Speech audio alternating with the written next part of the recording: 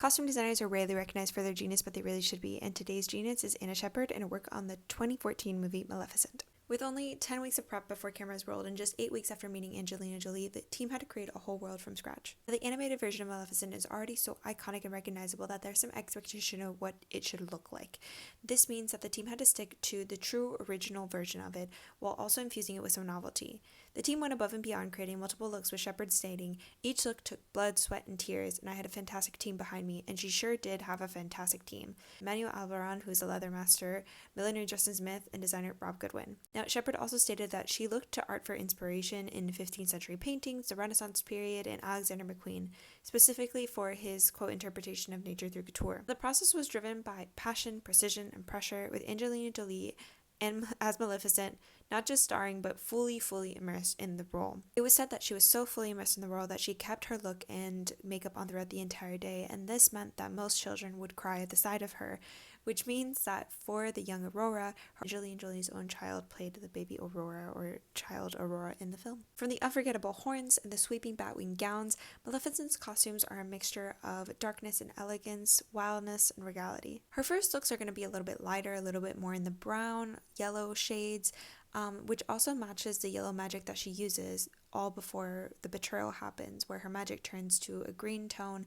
and her clothes become a darker black and stark black. There's a momentous castle dress, and Shepard stated in an interview that the dress actually took meters and meters of pleated fabric, and then that the train around it had to be weighted down. And if you see the behind the scenes of this very scene, you can tell that for them to weigh it down, it meant that as she walked, the train remained perfectly circular. And finally, there is the all-in-one leather suit used for the final battle. Now, for this particular look, there were 25 versions that were made, and Shepard said that it was because they were used for like stunts. They also used pyrotechnics for those scenes, so they need to be fireproofed, and because of all the movement that was happening, the costumes really needed to endure all that movement. But perhaps the thing that elevated all these looks the most from the animated version into sort of the live action, I think, were actually the accessories made from python skin, fish leather, bone, feathers, human hair, and each one added more of a textural block to her look, and Eva, on the other hand, had a more rockstar edge and avian flair.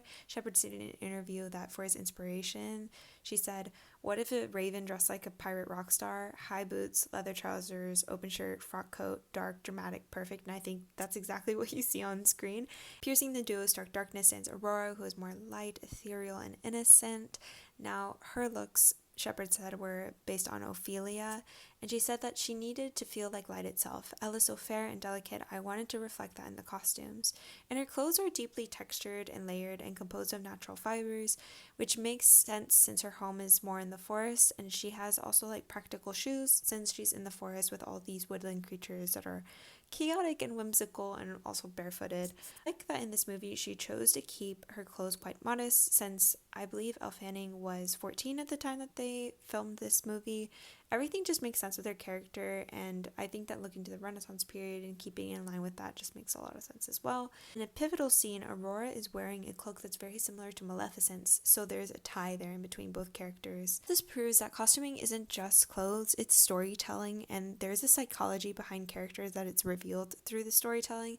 And this film in particular had so many craftsmen working together that they didn't just bring a legend to life, but they really redefined it. Overall, this film is one of my favorite live action remakes that they've made, and it's interesting to see the costuming that went behind The Descendants and the direction that they took there with like the daughter of Maleficent, and then this is very much like more couture, more elevated. I would say if you really like costuming and want to see another great live action movie, also Cinderella has great costuming, and I will be doing that one somewhere along the line in the future. Please know I'm also making a running list with everyone's movie and TV show suggestion. I'm trying to stick with movies for right now. I will be doing TV shows maybe later, but if there's one that you want to see, please let me know in the comments. I'll add it to the list.